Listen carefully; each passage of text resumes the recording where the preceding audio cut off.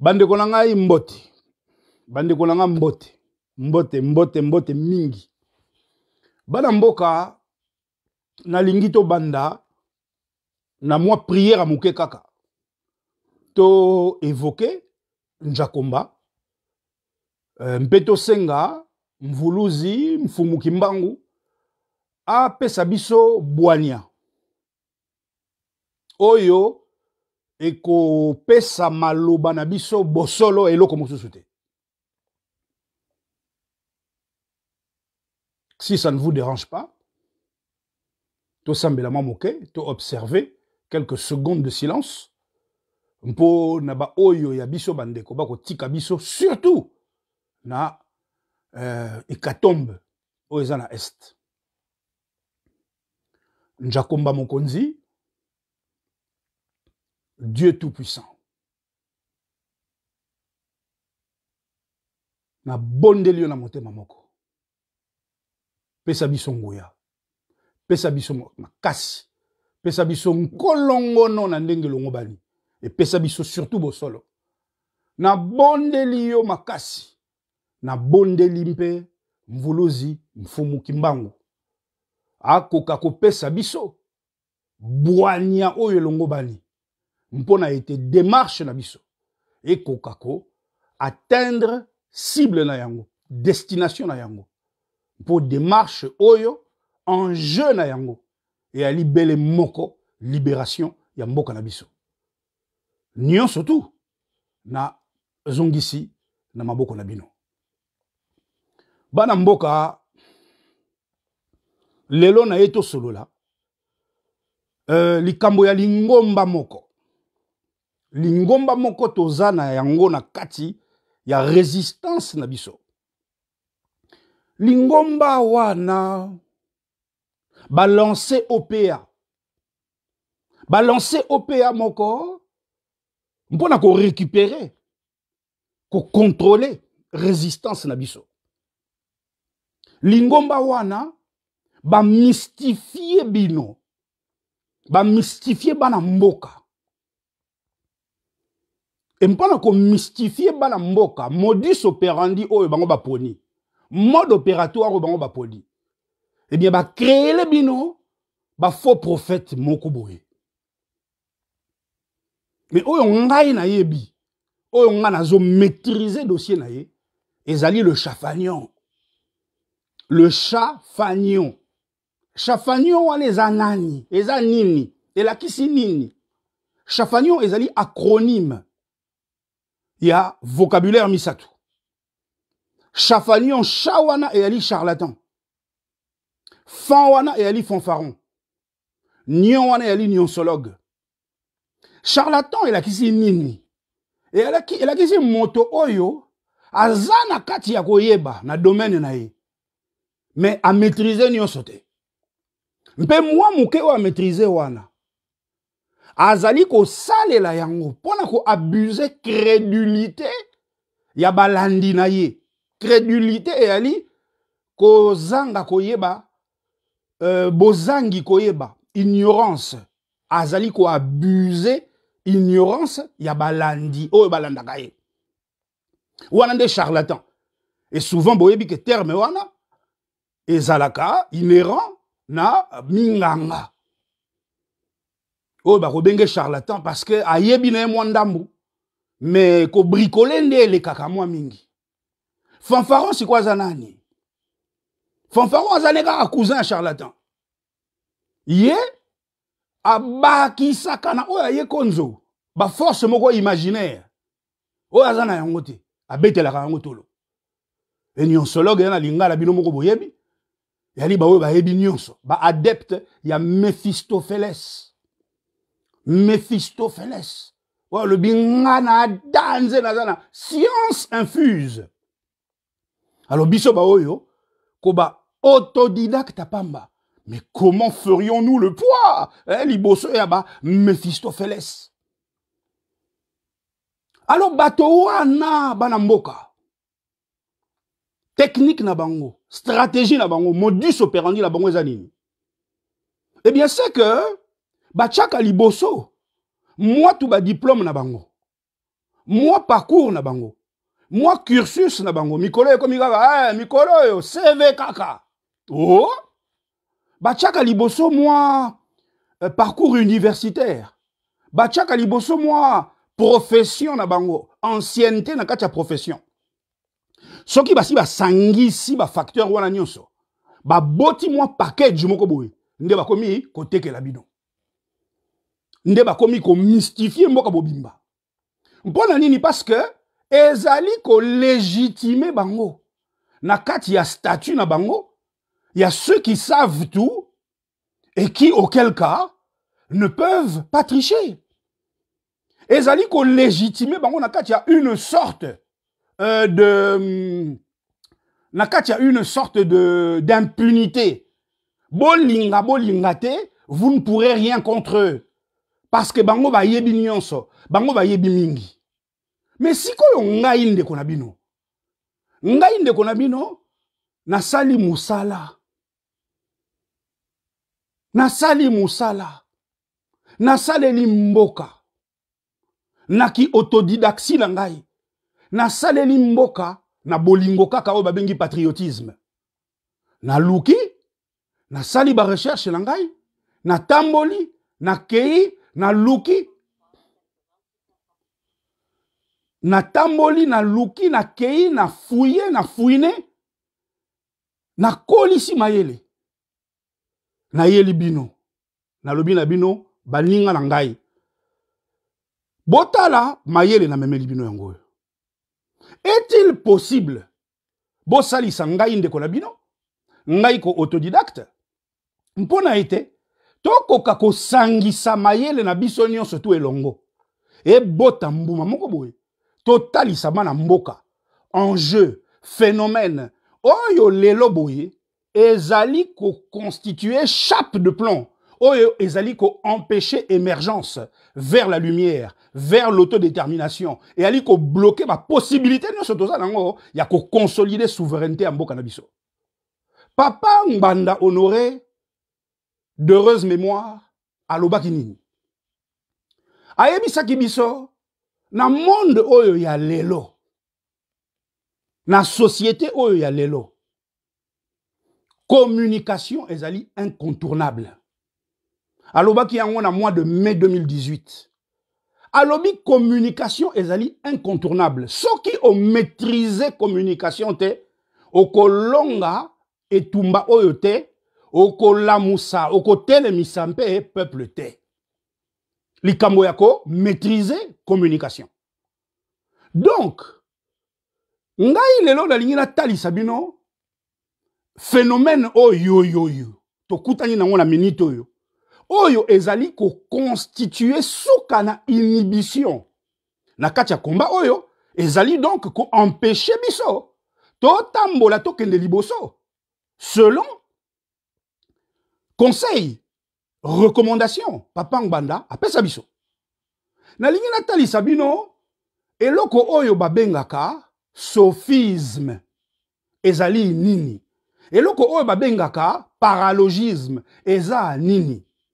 Moto nyonso na kati ya mokili oyo aza na ye faillible. Science infuse ezali apanage obele ya njakomba.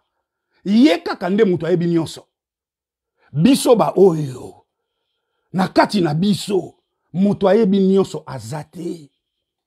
Comment est-il possible qu'un individu, soit-il petit ou grand universitaire, ayaka koyebisa bino mikolo nyonso na yebi naza universitaire soki boyoki moto ya lolenge wana mikolo nyonso tu abata makana sima ya diplôme na ye ya ka parcours na ye mpona ko maquiller ko travestir ba faiblesse intellectuelle na ye aza moto mabe. Parce que biso nyonso esengeli to lata eloko oyo babengi humilité. Biso nyonso tu esengeli to lata humilité makasi. Mpo soki to ali humble te. To kotelemisa mboka te. Donc, na kati ya ekumbeli na biso ya masolo. Na kati ya sacerdoce na biso ya conscientisation. Mpo toza na biso incomplet. Mpo toza na biso faible, nous sommes de la chair, toza masumuki. Biso nyonso toza na kati ya koyekola. Tokoki ko commettre ba erreur. Et na ba erreur oyo to kometaka. To kutanaka na oyo babengi l'école du sophisme, l'école du paralogisme. En matière, il y a information, on a désinformation. Alors, école oyo sophisme. Ezali bato oyo justement baza na kati ya koyeba mingi. Mais bayebi nyonso te. Sika oa, parti oyo bazangi koyeba, bako compléter yango na lokuta. Mpona ko buba bino kaka. Bango bazali ba sophiste. Azali ko kosa, mpe ayebi kaza ko kosa. Azali ko se fourvoyer, mpe ayebi kaza ko se fourvoyer. Azali ko induire en erreur, mpe ayebi ke azali ko désinformer. Ayebi ke o azo sala eza intox. Mais na minute wana, il ne maîtrise pas. Azaka kana besoin abima, ye mutu alobaki liboso. Aya tandi. Nzokande ayebite ke sikawana azali en violation avec ba recommandation. Ya papa ngwanda o ya bwanya makasi. Na minute wana, il induit toute une société, toute une communauté dans l'erreur. Mpe bozali na école o ya paralogisme. Et ali ba oyo, raisonnement na ye. Et ça nango ko paraître vrai. Mais en réalité, il y a faux, mais à se tromper de bonne foi. Ou on a des écoles, il y a paralogisme. Et il y a école, na biso ba oyo, ba autodidacte. Mais ngai na ba conférence na nga nyonso na salaka. Na lobaka yango. Ngai cursus na ngai, eza ndenge moko te, na oyo, ba sali, ba landi cursus, ya ba occidentaux. Oyo ngai nazali self-made man. Na yekoli nga moko na tangi ba buku, oyo nazaki na posa kotanga. Nde na kolisi maile. Mais na koki ko se tromper makasi. Science na ngai eza na ba inexactitude ebele. Mais na bombaka te. Na lobaka na ngai, na yokaka ngo soni ata mukete. Yango wana na yebisi bino lelo boye. Na komi na objectif bele moko. Yako bundisa moto nyonso tu. Oya ko bele la kaka ngai naza diplômé. Ngai na sala université. Ah bon?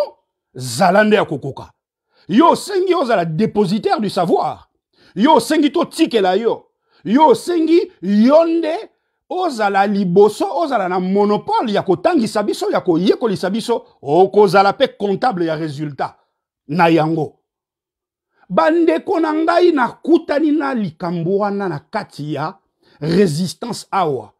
Ndeko le Chafagnon a induit en erreur toute la résistance. Et je suis là aujourd'hui pour vous en faire la démonstration méthodique. Nako sali la bino démonstration, to sali film. Film en pe et sili. Toza na 4 films. Pour enjeu wana eza crucial. Mboka ezokende. Soki ndeko wana a induisaka bino en erreur te. Mbele lelo to telema. Mbele lelo to telema pe to telemisa mboka mobimba. Et c'est cette démonstration on a ko sala. Mais avant to koma wana na film oyo ya Hold Up Mpangi. Oyo ekotali sabino.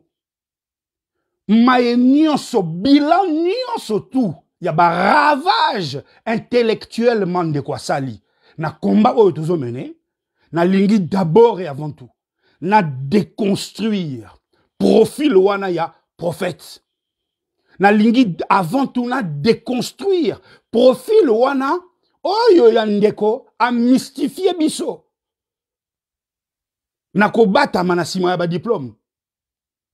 Ndeko wana azali na ye érudite. Aseki ba diplômé.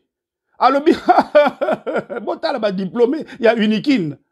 Ba gaf na ba akoloba yango na kongwenia, akoloba yango na kochola. Nzo ye moko pe azali diplômé ya kuna. Mpe azosala la biso démonstration qu'il est à des années-lumière d'être meilleur que ceux dont il se moque. Ah, c'est qui ba journaliste? Il y a RTNC. Alors, tala bagaf. Mais il ne fait pas mieux. Ndenge azako sekangai, ndenga sekarabango, ndenga sekarabino. Yango wana na ye lelo na ambition wana. Yako déconstruire profil wana ya prophète. Oh, ba teke labino. C'est un faux prophète. Il vous a induit en erreur. yena lingomba na ye bazana objectif obele moko OPA wana oyo ba lancer mpona ko contrôler résistance baninga na ngai chafagnon bokanga yango bien na kolakisa bino ndenge nini en réalité azali chafagnon. Qu'est-ce qu'il fait pour être le chafagnon? Qu'est-ce qu'il fait ou ne fait pas pour être le chafagnon? Bandeko na ngai bokosami na niveau moko soki ezalaki ye moko ça pouvait passer. Mais non! Azali na bato oyo bazali ko soutenir ye ou bien bato wana ba bolole lokola ye ou bien ya solo penza bazali ba complice na ye. Bazali na bango conscient. Il faut quel que soit le prix, il faut atteindre objectif. Coûte que coûte, il faut atteindre objectif. Et moi, j'ai assemblé toutes les preuves. Il y a Oyo Nazoloba. Et à l'heure où je vous parle, force est de constater que la tromperie a pris des dimensions telles que vous ne pouvez pas l'imaginer. Vous ne pouvez pas l'imaginer. C'est d'une troublante gravité. Bande Konangai. Et wana nazosa elabino démonstration na film Le Chafagnon. Film wana ezobima mpona e rendre digeste. Oyo ba révélation ezali na kati ya Hold Up Mpangi. Na sima ya Le Chafagnon toko bimisa Scoop. Scoop wana eyali film oyo ekotalisa bino ndenge nini process wana, méthodologie wana, mode opératoire wana ezali en réalité pandémie oyo etamboli na mikili nyonso tu na kati ya communauté na biso dans ce secteur là na kati ya secteur d'activité oyo ya ba média tozali ko souffrir makasi na fléau wana et esengeli de remettre les pendules à l'heure. Et sengeli ko sali sabande kona biso ba panzi sango. Ko tali sabango tala na kati na bino. Il y a tellement de bons éléments. Il y a des éléments magnifiques. Il y a des acteurs magnifiques. Il y a des frangins magnifiques.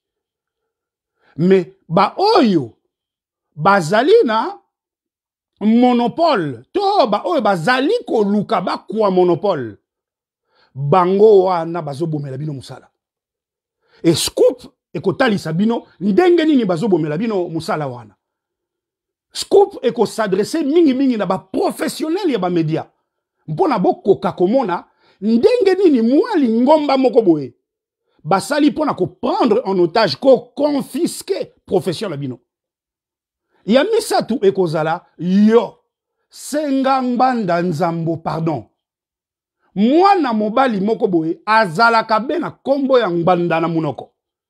Nzo kombo yango ya ngbanda azwaka yango na kati wana azali ko chola na kati wana azali ko yiba mayele na kati wana azali ko kosa bino azali ko sala babengaka condescendance ako lakisa bino lokola azali favorable na oyo papa alobaka azali compatissant na ndenge papa kenda mais dans la réalité oh te il est tellement gourmand. Azana boulimie, ya gloriole, ya succès, ye fokaka yebana, ye fokaka kola, ye fokaka zala danser. Eh bien, asali nini, alakisi bino ke ye au finish, en dépit de toute la grandeur, oyo to ye beling banda, te ye aleki na banda.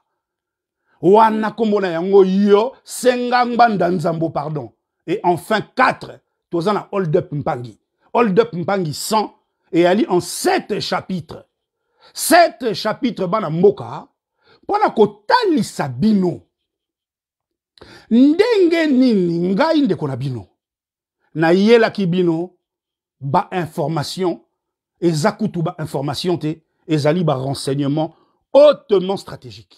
Na memeli bino yango na tche yango likolo mesa to solo lina ndeko na ngai ndeko na ngai atali boye amoni motuya na yango alobi yo kenda nano pembeni.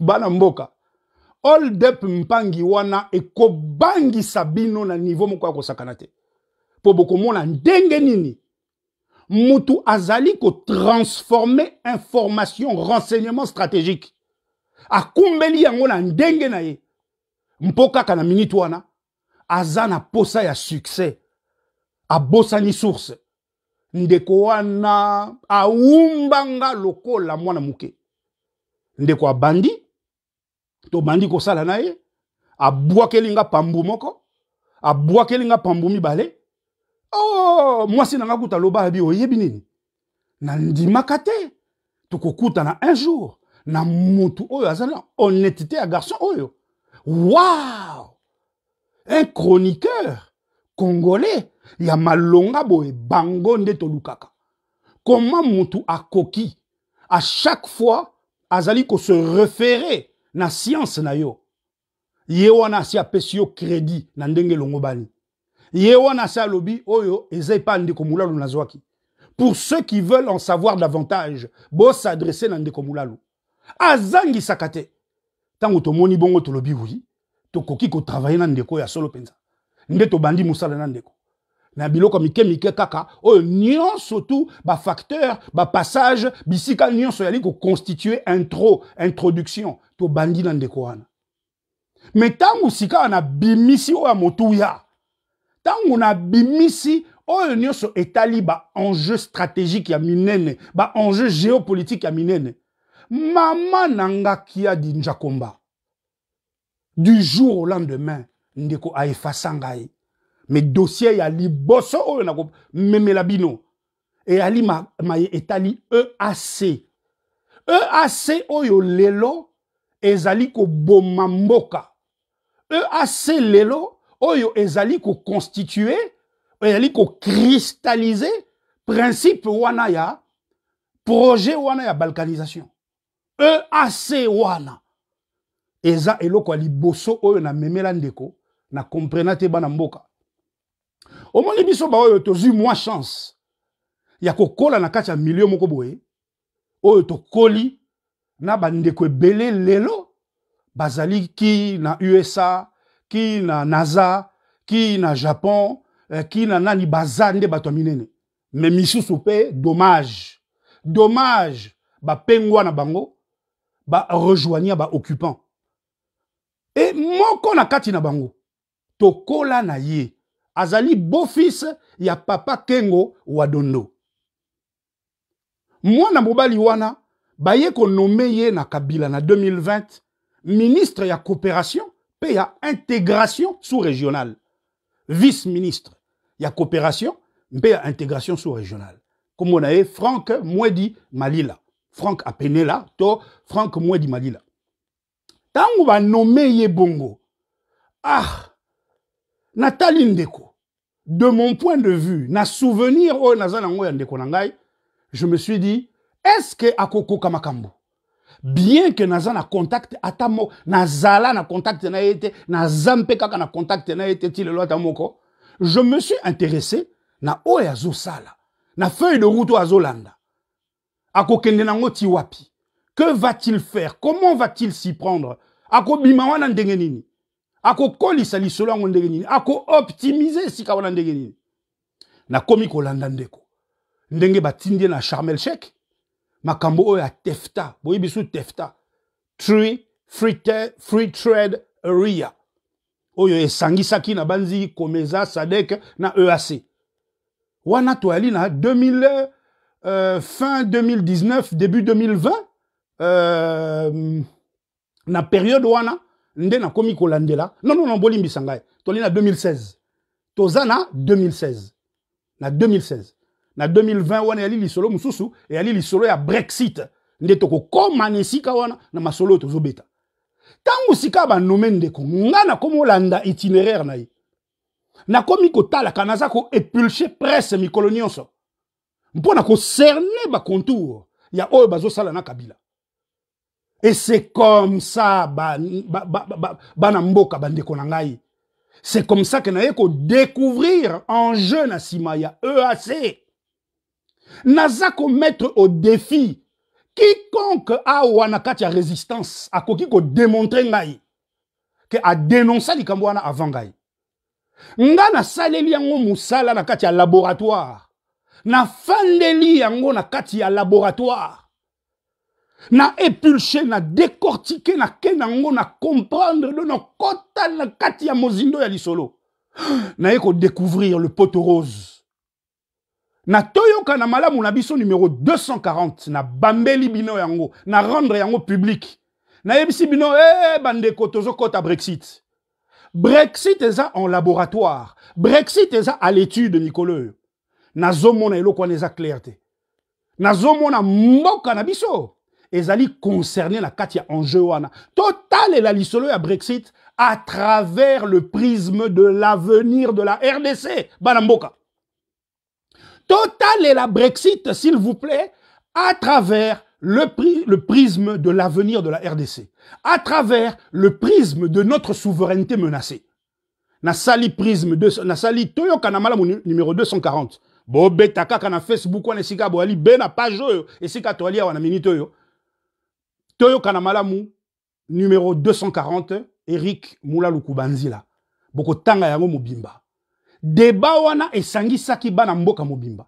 Ti na RDC. Ba député à RDC ba kota na kati ya débat wana.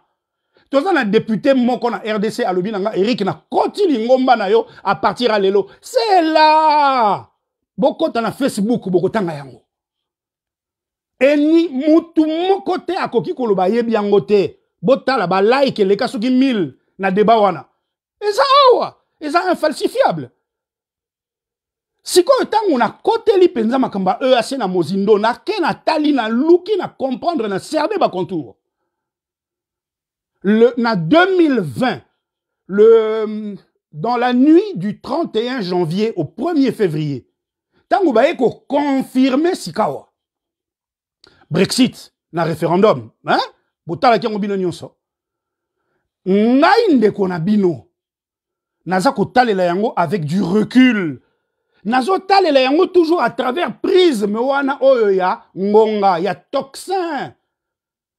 Na bengi ndeko le chafanion, na yebisi awa toza na pasi. Ndeko awa toza na pasi. To échanger, na expliquer. Bandeko na ngai hold up mpangi ko tali sabino. Ndenge nini ndeko asabota likambo wana ya kobetela EAC toxin. Le frère a saboté complètement cette démarche. Papa Honoré Bandanzambo a lobby. Ceux qui vont maîtriser communication te. Boko longa etumba oyote. Boko tele misampe et peuple te. Nako tali sabino dans le détail. Ndenge nini ndeko asabota démarche na ngai. Process wana ya ko komisa lisolo angoti na kati ya peuple pour la kotombola bino. Pona ko tele misabino nyonso. Soki asala ki ndenge na senga ki asala. Mbele lelo biso sto telema. Na ko lakisa bino ba image moko. Ndenge nini sika oyo esengeli aloba a expliquer EAC a memi yango boye a kena yango boye lelo a komisa yango ya ye. Nzo lelo a komisa yango ya ye pona nini pour comme tendance. Pour comme incontournable. Lelo soko za mopanzi sango beti bisola EAC te okobima moi suspect. Mais na tangu wana na kotali sabino ndenge nazo swani sa ye pona kolobane mais olobi te mais a olobi bien te mais a olobi nyonso te nyonso ezali bana mboka e ba dossier sika ya ndenge wana toza nango tala bino bozali bele ko tirer à boulet rouge sur le pauvre Moulalu ba pesinga na kombo ya fouteur de désordre mpoka kanaza koloba te gare à nous stop à la bêtise. Bana mboka biso nyonso to ali awa tozali na bibamba ya bilan na mapeka bibamba tala e botu tala e boke ya masumu oyo to trembalaka mito yokana ki ete na mayema tali résistance ngai nde mutu na lança raisonnement wana na lobi bana mboka to sala lokola na tempelo ya kimbangu. Totika sapatu na biso, oe tonda bosoto na semelle, totika yango libanda na bosoto na yango. Tangu toko kota résistance, to lata pembe. Tozala buania. Bosoto tuto tiki libanda. Mikakatano tuto tiki libanda. Banyongo to tiki libanda. ba penchant, ba inclination, masumu, totika libanda. Rigueur wana na memeli bana mboka ba boyi ba benginga dictateur. Na senga ki bisoto koma ba robot, po mindele baza ba robot. Mindele baza ba robot na mayenyo so basalaka. Ndesi yango wana bazali ko continuer tilelo ko assujettir biso. Nyonso to wana sengeli ngai na bino to solola. Natali sabino preuve à l'appui, pièce contre pièce. Et ezalate o bele blabla. Na koloba kaka pona sepela ki na ndekote te. Bango ba use na diabolisation. Mpona ko disqualifier ngai. Ba instrumentaliser, ba exploiter. Manque ya diplôme na ngai. Pona ko délégitimer ngai na kati ya démarche na ngai ya revendication. Ba lobite ya zanani. Ya yebinini. Ya salanini. Bele koloba. Biso ba o toza ba panzi sango. Toko sala. Toko bunda pona mboka. Bongo ya sala kanini. Njakomba mokonzi. Oh Seigneur. Mais nga dans un réservoir. Et si ka yoyoka kozwa ba idée. Papa mbanda alobi il faut na société o yalelo qu'on maîtrise communication. Sinon te peuple à côté les maté. Mais boye ba bien que combat médiatique. Ezalité journalisme. Papa Mbanda Loba Yango na bandi le 18 mai, quelque chose comme ça, le 18 mai 2018. En tout cas, en mai 2018. Boluka Yango. Biso to na katia combat médiatique et to zaba panzi sangote. Ne confondez pas tout. Ndeko wana ayebi sangai tango na yebi siye papa. O komiko exagéré na makambo ya plagiat. A komela ngai le 9 septembre 2021. Ngai na utilisa ki na kati ya raisonnement na ngai aphorisme oyo balobaka, chacun à sa place et les vaches seront bien gardées. Na lobi zala na place na yo na oyo zo sala, tikelanga place na ngai. Et là qui ça qui nini? Nga na sali na ye émission comme nango prisme. Na sali émission wana pour na ana approcher ye penza pembeni na ngai. Atika ezaleli oyo azala akomaki na yango azongela ndenge to bandaka tangu ye nanga to bandi ko travailler ensemble na lingaki na imaginaki thérapie moko par la proximité mais to yokanaki na eto sala entre 6 et 9 émissions ensemble c'est comme émission nga mutu na komaka nyonso bana moka ko koma wana na komaka eza lourd nde na ebisaki to kosuka na 9. Tozali beko utiliser yé comme azali déjà na notoriété na kati ya domaine wana. Akoka kozala caisse de résonance. Oh eko aider ko pesa visibilité na doctrine, ligne idéologique pe vision na ngai ya combat. Oh lelo batonio so ba koma ko épouser mais de façon désordonnée. Ya bien bien. Po toyoka na kandenge wana. Mais à quoi avons-nous fait face? Force était de constater que avant tout comme na 9e émission, ndeko azui anduki cahier des charges nyonso. Ya émission na prisme, a memi yango na émission na l'analyse. Oh, po na nini ndenge wana ndeko na ngai. Po na nini oza ko vider émission na substance na yango. Terme na utiliser ki yango wana. Ndeko ayebisi ngai, nde azongiseli ngai lobi ah. Yo moko komi ezali par écrit na mur na yebo kokuta yango le 9 septembre 2021. Alobi yo moko lobi chacun à sa place et les vaches seront bien gardées.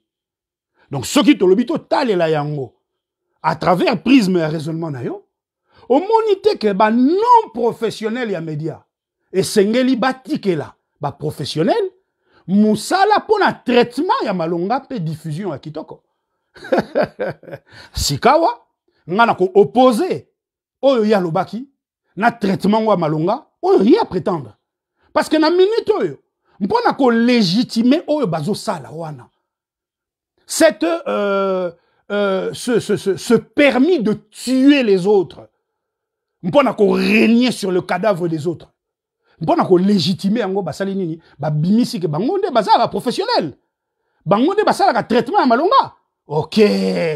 Nga siko il faut na sala bino démonstration que azako kosa. Ce frère ment à longueur de journée. Ce frère est un sophiste. Un charlatan, un fanfaron. A cause tellement biso na ba dossier stratégique. Oh, yo soki a bouba kabisote. Je vous garantis mbele totelema. Oui. Pour ngande qu'on a bino na sali botala, na sali boye.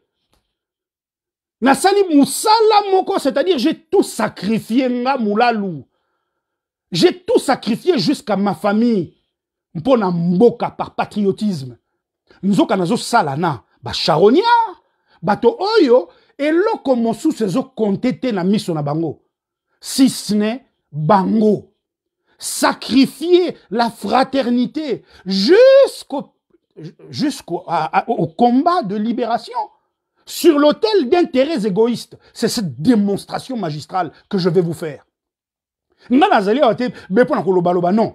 Démarche na sali lelo. Na sala ki yango liboso te pour na cause de la film wana sila.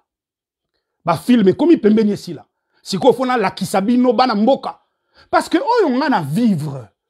Le phénomène n'a d'égal que la sorcellerie. Le phénomène n'a d'égal que la sorcellerie. Or, si le frère était resté le frère que j'avais connu, aussi honnête qu'au début, je vous garantis qu'en termes de rapport de force, mais les loto longa sur le plan de la communication. Mpona yela kibino mingi. Et attention, ça ne se limite pas à lui po ezali ngomba. Na kotali sabino ndenge ngana ba avocat na ngai to travailler et to bimise libino ba biloko ezala kati ya ba buku. Oyo bazwaka na ba Facebook na biso, na ba conférence na biso. Yango na lobaki na bi mais attention. Le fait d'écrire un ouvrage, mais ne vous exempte pas de l'accusation de plagiat. Vous n'en êtes pas exonéré. Bino li susu banani. Mais non. Biso ba oh to plagiaté. To plagiat, to sala ba copier-coller. Ngai naza nanga autodidacte. Donc tant on a remona ah na zuna jokoli. Na zukuna na yibi mwandambo, na sali moi raisonnement nanga ebimi pe danser. Mais à un moment donné, mais on s'est aperçu que et loko wana ko sala nde ba dégâts makasi. Et loko wana ezalinde na de nature ya ko discréditer musala makasi mais biso nous-mêmes nous l'avons découvert pour en avoir été tellement de fois victimes, tu ko comprendre pe que biso pe to sala ka yango ezama be phototika. Na 2013 prise de conscience na ngai uta na 2012. Tango bino moko bokomi ko yebisanga oh Eric. Mais na moni ndeko wana na parlement na Congo a répété textuellement à la virgule près oh yo lobaki. Oyo komaki na Facebook. Oyo ndeko wana kuna komaki mukolo wana. Oyo wana kuna lobaki. Tala tokomi ko zoba retour. Oh, tu eko comprendre. Tu eko comprendre que sengeli sikoyo biso moko d'abord. To se corriger to tambola tout droit. Na salela bino page politique et plagiat. Ah wakaka na Facebook. Bobeta politique et plagiat. Eza page biso to sala. Et to sala yango pona ko accompagner bino pédagogiquement. Ba oyo nanu ba yebite ke zala kamabe. Pour baser belé, bateau ba éviter que zakamabe. Mais o ami bengi professionnel, o ami bengi universitaire, a koki ko zanga koye ba yangote. Mais ndeko na sali nga boy, ngai yo nazolo banabino, naza vache à lait na ye. Ngai naza vache à lait na ye. Putain, ce frangin m'a baisé sans vaseline, les mecs. Intellectuellement. Ayi binga nyonso akendaka ko don lo nango pezo ko finga ngai. Azako finga ngai. Tala, ngandege na dewa, musala oyo na sali na le chafanion. Musala oyo na sali na hold up mpangi. Ezako engagé. 1. Réputation na ngai. 2. Avenir na ngai. 3. Avenir en mboka. 4. Héritage yabana na ngai. Héritage sur le plan intellectuel. Donc, dites-vous que na tika tout pour na ko s'investir na musala wana. Parce que pour moi, il est primordial Yakotali Sabino, le phénomène. Le phénomène est tellement mais mystique, sur une dimension mystique. On lui dit, attends, mais c'est pas possible. Mais si bino boza ko zanga ko mona yango pourquoi? Parce que mingi na kati na bino, baza ko tale la yango et comme une controverse. Et controverse, il faut pas ko tale la yango, il faut ko dépassionner, tango za ko analyser, tango za ko autopsier yango. Il faut ko tale la yango avec un esprit critique. Esprit critique est nini bana mboka. Esprit critique est la capacité à discerner le vrai du faux par une démarche scientifique. Bozomona, kota le la kakate likambu, le verre à moitié vide, to à moitié plein. Non. esprit critique nde na ko bonde la bino biso nyon surtout invité esprit critique tango boko mona film Le Chafagnon tango boko mona film Scoop tango boko mona film Yosenga Mbanda pardon tango boko mona film Hold Up Mpangi surtout Hold Up Mpangi et ali 7 chapitres o na ko tali sabino à partir il y a EAC ti na suka ndenge nini ndeko wana soka zali professionnel. Mais comment? On a obligé à cause ça là un minimum de recherche. Tu n'es pas obligé à cause de la journaliste à investigation. Mais ça la recherche, oh et copé ça démarche na yo crédibilité. Ndeko ça là yango? Eh bien nous le verrons na Hold Up Mpangi. Donc ndeko na bino. Musala nyonso na salele bino e kenda nango na maye wo. Ndeko na biso o motunde kala la auto kufao. Biso nyonso to ça bele na kombo na munoko. Tu peux participer à la conférence, à la débat, tu peux rendre hommage par-ci, par-là. Mais ndengeni lelo ayebani partout. Vous croyez ayebani ndengeni? Ayebani non seulement pour la qualité à musala nae, mais pour la sima. Il y a eu des bapanzi sango autour nae, oh ba tambusi musala nae. Mais ce qui est comme une tour nangai, oh yanga bandeko, bazu musala nanga ba récupérer comme ya bango. Ça ne va pas. Ça ne va pas. Les longai, ce à quoi j'ai tout sacrifié. Ce qui les longs na koufi, na kotika nini? Na kotika nini? Na kotika la bana nanga controverse. Na kotika bana nanga ko soigne la mayele nanga ite. Il faut na boum de la yango de mon vivant. Tant qu'on a zana no boé, na talisa bien bala mboka, non seulement il faut rétablir la vérité, replacer et loko nyon son contexte na yango. Parce qu'il y a eu des informations accablantes, préjudiciables. Il y a eu un tox à des niveaux que vous n'imaginez pas. La géopolitique a été trompée, a été flouée. Le frère s'est fourvoyé. Mais frère, en Wessiko, gonflé d'orgueil, Alingo bimakete, ya kadanze, ya za infaillible. Non, non, non, non, non, non, ya ça la kafotite. Oh, attends, mais boyo kamutouanate, il sait pas ce qu'il dit. C'est là, le frère se comporte comme une nana, les mecs. Là où le frère devrait s'asseoir avec son frère pour dire, ok, montre-moi. Na salaki nini, la kisanga au juste. Tofani, na la kisiye, na talisiye, a sali amende honorable. Pour choix exaté. Il n'y a pas de débat en la matière, mes frères. Il n'y a pas de débat en la matière. Le frère est indéfendable. Ngalazana ndeko moko ya juge, ya mbaka. Aka pire nga ya blinko. Azalaka client ngai. Na la kisiye likambo, ya ebisinga eriko, moni likambo. Sur dans le tribunal, juge moko tena temps, il y a crise mondiale, il y a bagarre, à cause du mal dossier et qu'on a la frappé d'irrecevabilité pour le dossier, là, ça tellement compliqué, et ça penza et loco, enfin bref, tu y bien si quand tu bandé la tête, tu kendete, bien quand tu traduire en français, ils allaient tellement belé, tika, salé lande boé, après ça n'a toli, na yokae, mais croyez-moi, ce n'est pas l'envie qui m'a manqué, bien que na sala qui serment, que na refoule dans des côtés. Mais campagne, il y a diabolisation. Et comme qui tellement moulaï. Mais jamais je n'ai été autant vilipendé. Pona eloko oyanga moko. Et ce frère-là trouve des complicités na katina bino bana mboka. Naba papa ya mikolo misusu bazali ko soutenir ye. Mutu moko te atika la ko benga pona ko lobanga Eric. Mais je te sais équilibré. Je te sais raisonnable. Je te sais un brin intelligent. Mais les kambongo zani. Botuna ngata kotuna. Mais on fait des messes basses. On fait des complots. On fait des conspirations en bande organisée. Bana mboka. So ki ngana za mutu mabe bino nde boko yeba yango. Tala nazo ki problème a wanande konanga Patrick Mbeko. Nazo ki problème na Patrick Mbeko ba instrumentaliser ngo pona koloba kenga na za mabe. Or non, likaba Patrick Mbeko to na 4 chapitres.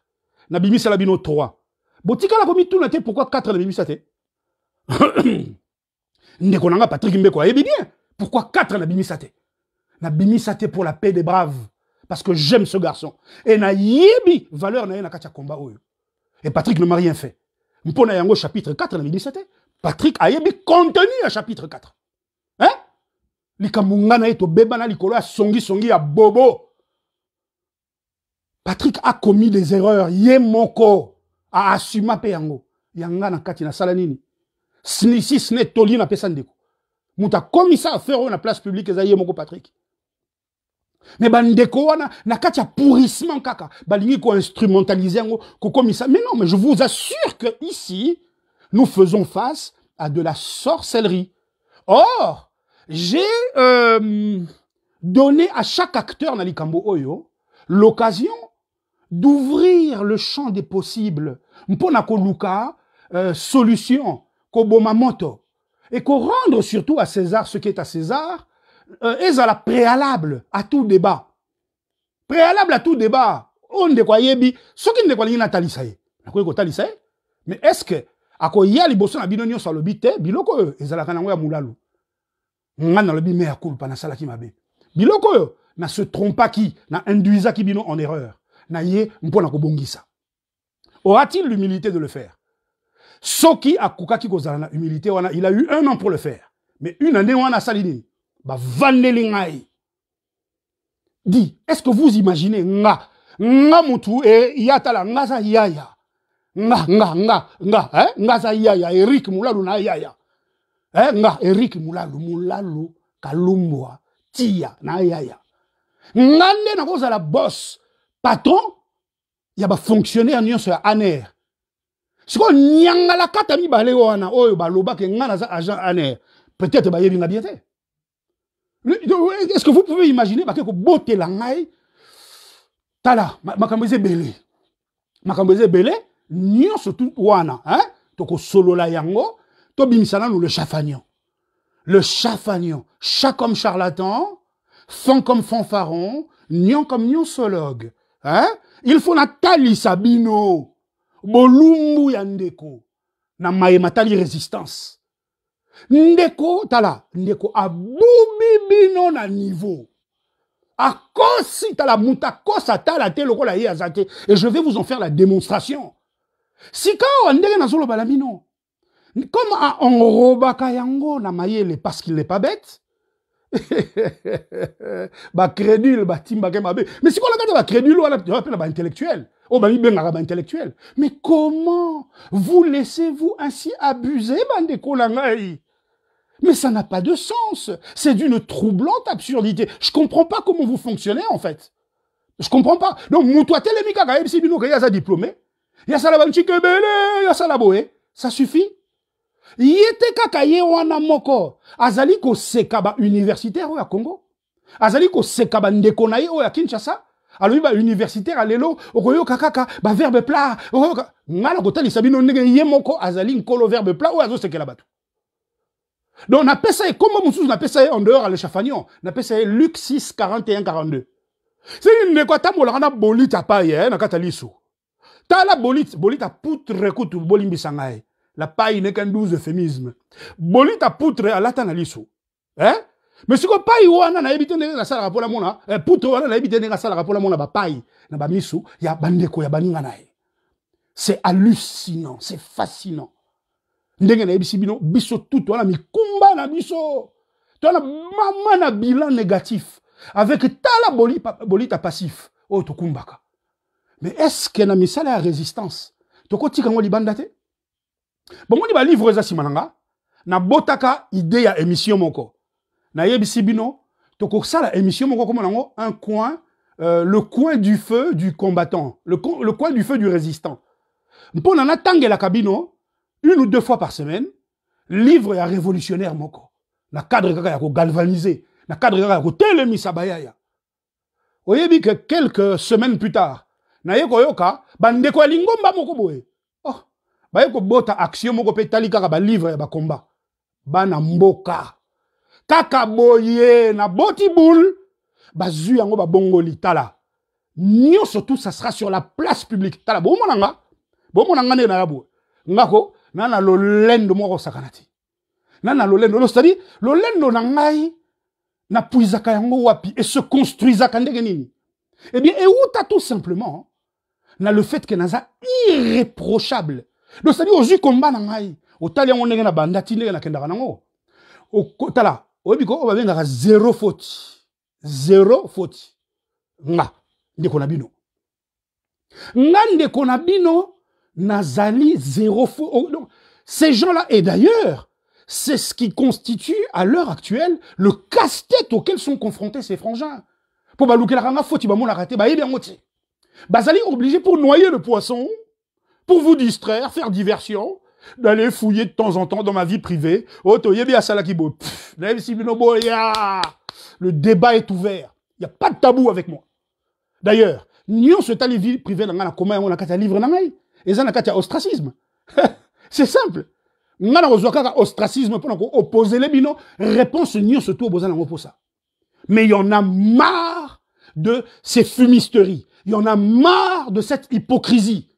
Il y en a marre de laisser le combat aller à la dérive. Oyo ezali dénominateur commun à Bisso. Et donc, Sangisi Bisso Nyonso et Ali Congo, le Zaïre, dans ces 2 345 409 km². Banamboka, ça suffit. Ça suffit. Arthur Schopenhauer à lobby. La vérité, toute vérité franchit 3 étapes.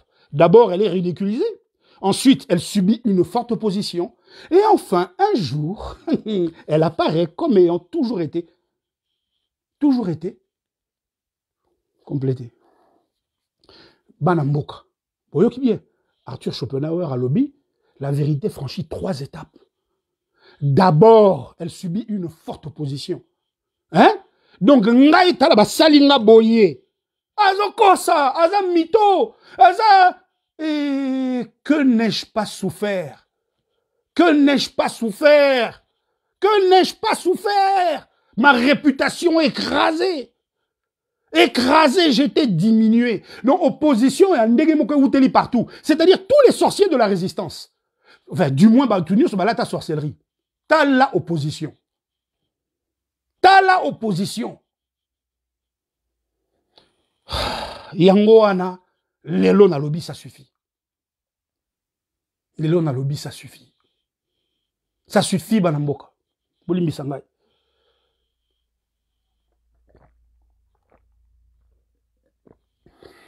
Eh, Mama Toto!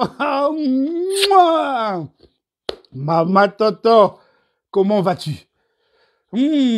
C'est bon de te voir là, de te savoir là.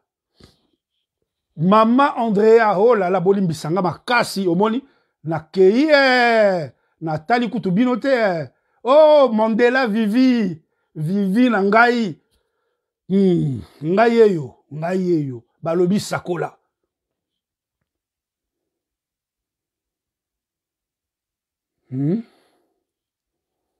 Donc, yango wana, baninga na ngai, na ye lelo liboso na bino, parce que je dois rétablir la vérité. Je dois rétablir, c'est-à-dire il est indispensable de rétablir la vérité. Nalembi ba traîner kombo nanga dans la boue. Nalembi lokuta, nalembi injustice, nalembi hypocrisie, nalembi, nalobi ça suffit. Et na s'enferma qui pendant 7 mois. To sali musala o yako récolter les bino. Ndeko wana za na 1600 émissions. Et zali sur YouTube. Na 1600 na to zuika 20. 20. Pour ceux qui to zui 100. Mon Dieu. Mais qu'est-ce qui nous apparaîtra? Quelle est cette monstruosité qui nous apparaîtra? De zuika 20. Na 20 ans na to sali les bino démonstration. Ya qui charlatan. Non, on n'a pas le droit. On n'a pas le droit quand on est incomplet. Tango coquité. Écrase, mon vieux. Sois humble. Sois humble.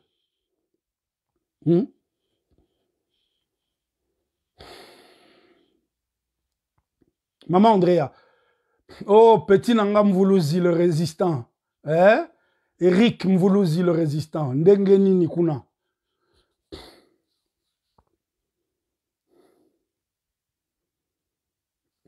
Donc, Ndengeka Kanalobi, il y a un temps pour tout. Et Loba l'Ecclésiaste. Il y a un temps pour tout. La vérité franchit 3 étapes. D'abord, elle est ridiculisée, oui. Ma vérité, qui est l'unique, la seule, la vraie, a été piétinée, ridiculisée. Ensuite, elle a subi une forte opposition. Et enfin, un jour, elle fait la démonstration d'avoir toujours été une évidence. Bino mongo boromo na ke. Oh, tato nzokande. Oh, azakolo bezaki bosolo. Naba oyo bakota nga doute. Le chafanion nanou. Le chafanion 1 pour déconstruire. Pour déconstruire, pour démystifier, pour déconstruire le profil du faux prophète au Batekelabino. Pendengeni basala. Mais je vous assure que c'était savamment orchestré. Nakosa la bino démonstration. Ndengeni ndeko, hein? Tozwaki d'abord 100. Tozwaki 100 bouakage, bouakage. Tozwaki 100. Mais eleki moulaï na kacha film. To garder 80. Total isabino ndengeni ndeko oyo qui se veut l'érudit des érudits, qui se veut le grand donneur de leçons, a pesa kabatuma kofi, a beta kabatuma mbata, soko sali, soko lobby o se pélicité au commis ennemi nae, Nathalie Sabino ke, yenanga to différence te. Ngai na se définit ça comme étant un illettré. À la différence d'un analphabète. C'est-à-dire, natanga na ngachik, na yekola, mais na kokati. Mais c'est son cas à lui. Mais si quand il travesti derrière moi tout ba diplôme, baza ko bima lokola te, bango baza ba infaillible. Bango ba nzambe. Eh bien non, c'est faux. Ba boubibino. Ce sont de fiefs menteurs et nous allons en faire la démonstration. Donc c'est par là qu'il faut commencer. C'est-à-dire qu'on déconstruire, qu'on boma prophète wana, qu'on zongi sa moto pour azane bele moto. Et baza na moi lingomba na bango. Et lingomba wana nyonso tout. Nga na ko démystifier bango. Parce que ba bomeli biso combat na biso. C'est-à-dire boula kitoko oh yo pesi bango qui sur une dimension stratégique ezana buanya ya kosakanate. Bango ba na sima ba panzi yango bou. Ba panzi yango et tango bazo panza yango ba ye ko récupérer yango 5 ans après. Donc c'est-à-dire que boula yango hein et yango lelengi et yango na goût soki e biminde pa na bango soki eza imprégné na ADN na bango soki bango ne baboti yango talez ebele mais tango yo yena yango tiango likola mesa o saleli yango publicité o pesi yango visibilité o luke yango ba caisse de résonance po muta wanga na teka yoka kite kayeba kite ba beti beti yango kara maintenant ba récupérer yango 3-4 ans après mais bon na makamba boyo wapi oyo e ali anti-patriotisme te oyo yani ko bomamboka si ko bomamboka nyo surtout yango wana c'est-à-dire vous préférez vous vendre la bino loko vous vendre yango po boule outi pa na bino teko mais quelque temps après ce que vous récupérez yango vous travestir yango vous camoufler yango na biloko moko boye pour ne bimasiko différent nzo bula yango kaka yango wana moko ba sali ndenge wana ba mbula ba moite ba semaine te ba mbula na ba mbula et il faut mettre fin à cette supercherie banamboka. Tout le monde m'a dit, mais oh, Eric, on a tembo que la moto, voilà, ça va problème. Te, et ça m'a camé tali mboka, et tali résistance. Ce qui te tique li bango temps, et qu'on continue, et qu'on silate. Il faut arrêter, banamboka, il faut arrêter ça. Le moins qu'on puisse dire, c'est qu'ils ont fait des dégâts monstres. Et vous ne vous en rendez pas compte. Il faut arrêter avec ça. Eza Kindoki. Et moi, je dis stop. Voilà. Donc, dans quelques jours, le chafagnon. Mais, avant le chafagnon, Banamboka, tous les 2 jours, Bobanoumo Nangayao. Bogoya 10, Bogoya 15, Bogoya 20, Bogoya 50, Bogoya 100, Nako Sangi Sabino, tout. Mais c'est terminé. Nakosa, il a une démonstration qu'ils n'ont pas le monopole de la parole, qu'ils n'ont pas le monopole de la tchalch, qu'ils n'ont pas le monopole de l'intelligence, et moins encore, le monopole de la géopolitique, de la bonne marche du Congo, à laquelle nous sommes tous associés, à laquelle nous devrions tous nous réunir pour présider ensemble aux destinées du Congo. Bazana monopole nangote. Bazana monopole nangote, surtout que Chafagnon a koutanga na katia combat. A koutangai. Ngai mutaliboso na yebisa na bi.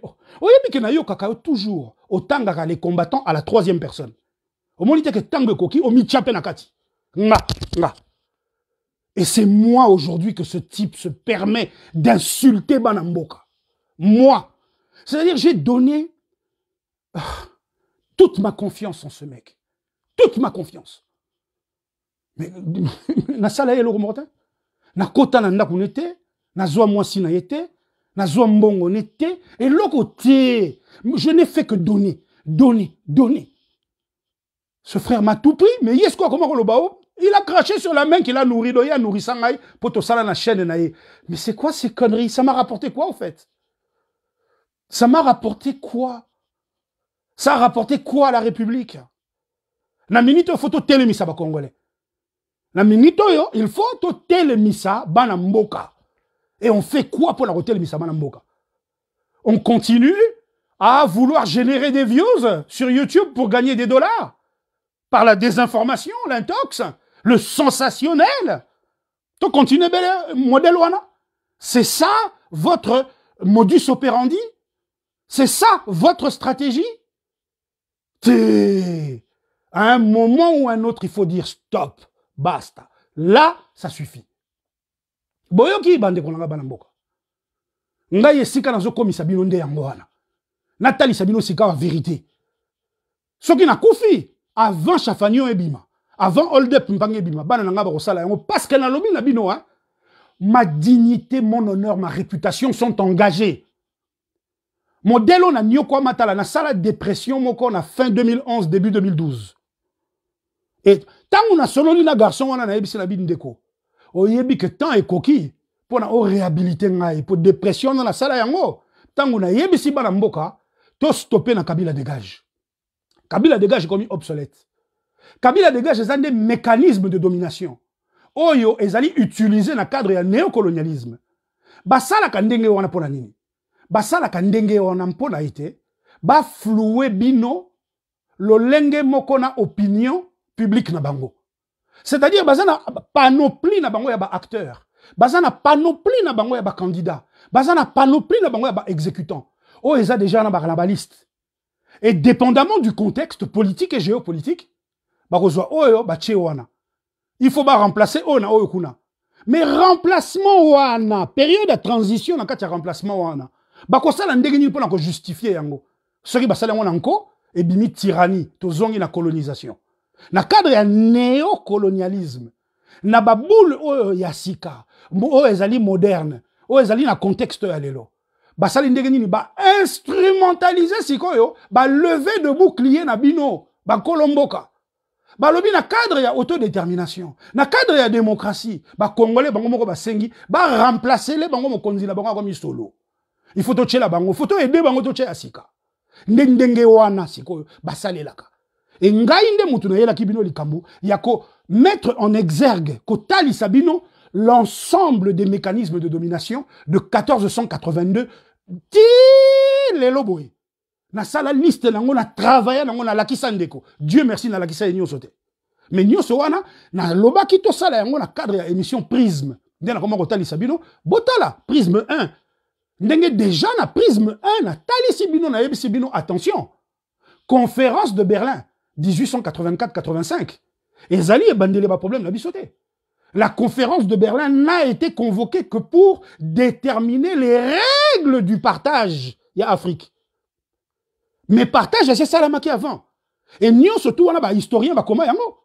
Je n'ai rien inventé. Bisono surtout to bandaka bena na la conférence de Berlin mais ça n'est pas le début.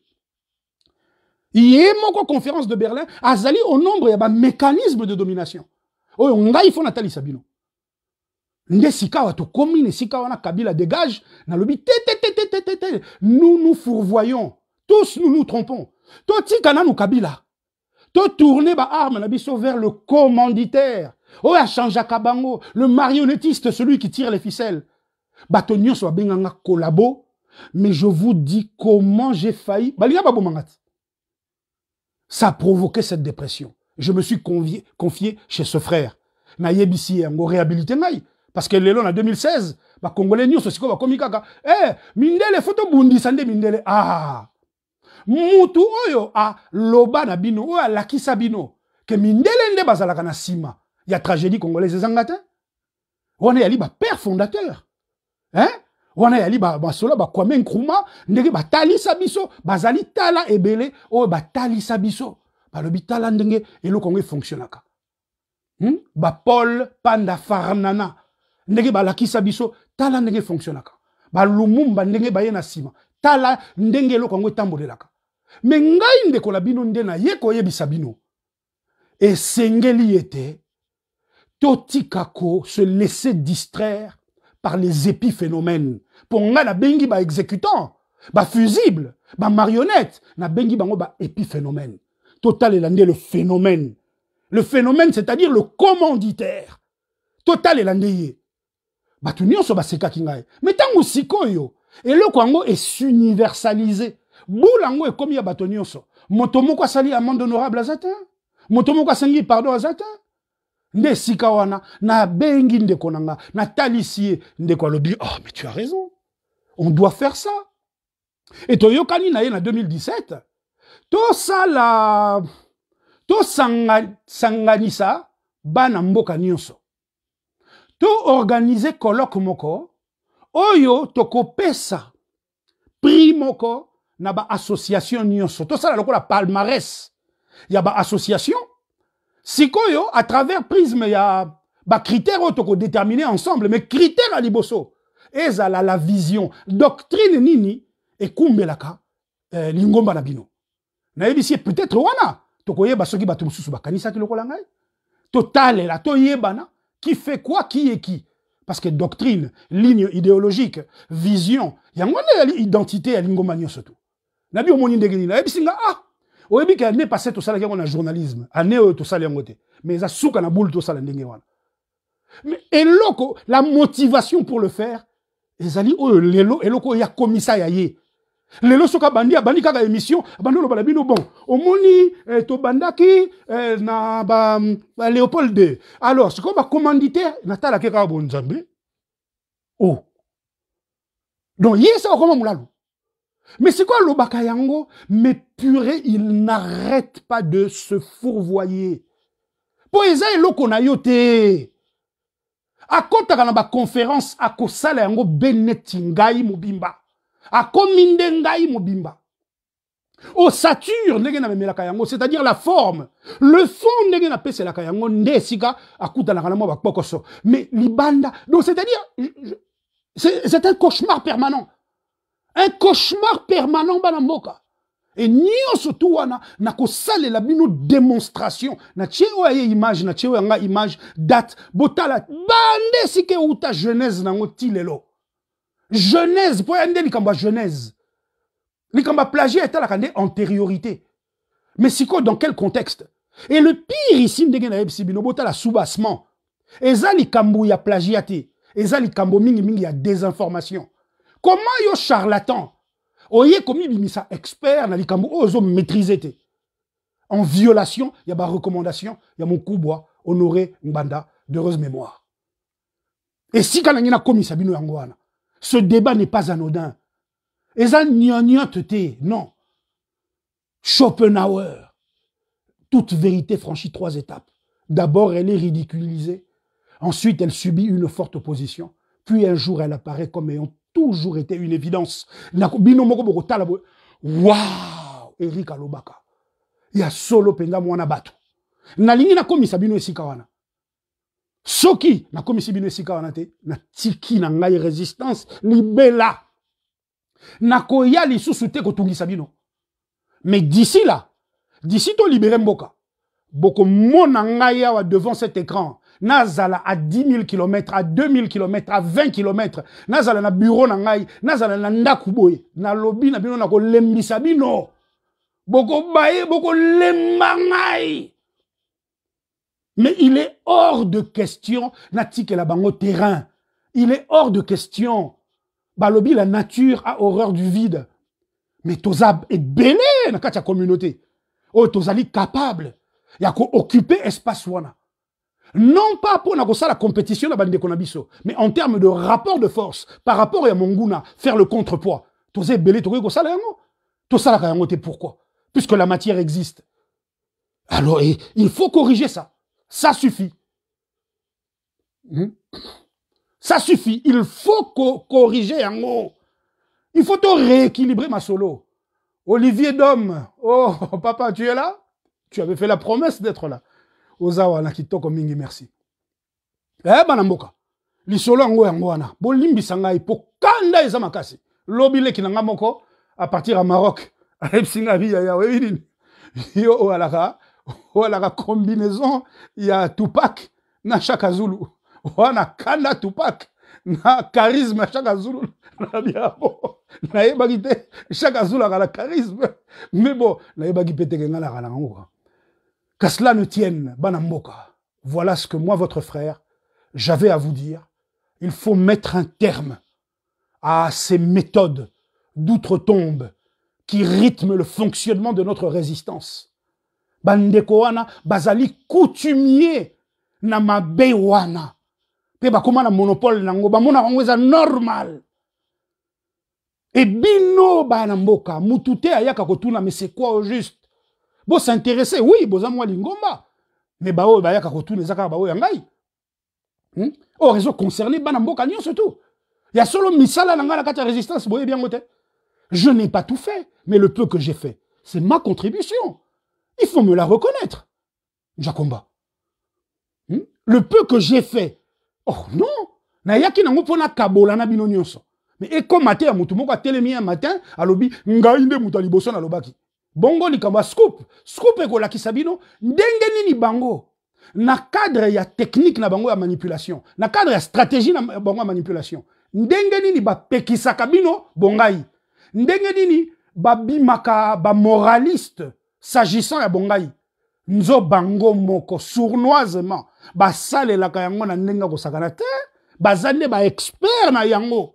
Soka sa bandi yango sikoyo abosani parce que mitoma na amnésique mingi mingi. Donc abosani ke yende azako pekisa nakola kisabino nyonso tu wana. Botala bino moko. À quel genre d'individu nous avons affaire? Et je ne vais plus les lâcher du tout.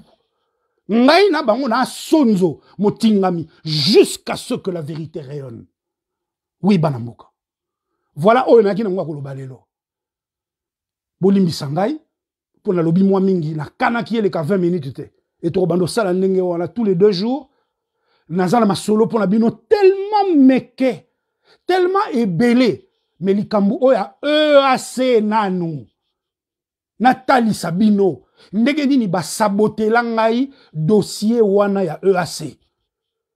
Et lobby toko sala yango na YouTube. Pardon, lobby te bolimbi sangai. Après-demain. Vendredi. Toko sala yango na YouTube. Parce que ba audience eza na bokesani. Mingi mingi bata YouTube. Ba yaka na Facebook te. Et mingi mingi bata Facebook ba kenaka na YouTube te. Donc na lingi penzana bana ko la musa yango. Toko balo sala lelo to sali direct na Facebook. Dans 2 jours, to sali direct na YouTube. Kakaboy. Mais matière eza tellement mingi pour mbokezo pela moto. Et loko ya koyebi Sabino ezangita. Mais ngai souci na ngai yali d'abord, Nathalie Sabino c'est quoi et c'est qui le chafagnon? Boye ba face na ye mais ya ye kakate, ya lingomba na ye surtout. Et Patrick, je t'adresse un message. Mbeko, mon frère. J'ai failli t'appeler aujourd'hui. J'ai failli t'appeler avant la salle émission. Pour la linga yo yeba que je n'ai rien contre toi. Oyo o salaki nangai, o salaki na banamboka. Ngai personnellement nasi na limbisa. Même si je ne suis pas légitime à punir, à pardonner, non, mais oyo salaki ngai nasi na limbisa. Et je veux que tu saches que eloko moko te na koloba awa ezali contre toi. Mais naza na choix te, il faut na tanga kombo na yo parce que oyo salamaki et salamako et andoto te, eza fiction te. Mes frères, je n'ai rien contre toi. Po yo nanga to yebi ke soki na lobi na kene na démarche ango la banda kiti na suka. Papa akufat. Oyebi bien que papa akufa. Et oyebi bien que de son vivant ezala makamuso na kwa ekola kisate. Po azalaki na bomoyi. Elinga ko bima trahison. Mais siko ouais papa. Ngai nde naza l'aîné à famille wana. Je n'ai de compte à rendre à personne. Mais nako lakisa te, nako bimisa te, nako loba te. Oh na lobby eza déjà trop. Mais na lingi oyeba que je n'ai rien contre toi. S'il est possible, enterrons la hache de guerre ndeko nangai. Mais bima na lingomba bato wana. Bima parce que nga naza sniper, nako tike la bango tan lisusu te. Je veux rétablir la vérité. La vérité. V-E-R-I-T-E. Je veux rétablir la vérité. Gol nanga yango wana. Inge tabana mboka. Njakomba bate la bino. Na lela bino nde mabe. Nga. Moula luka lumbwa tia. Programmé pour ne se coucher que lorsque le Congo sera debout et pour lui redonner ses lettres de noblesse. Likamunga na yelaka na mokili yango wana. Kanda titango to libérer Congo.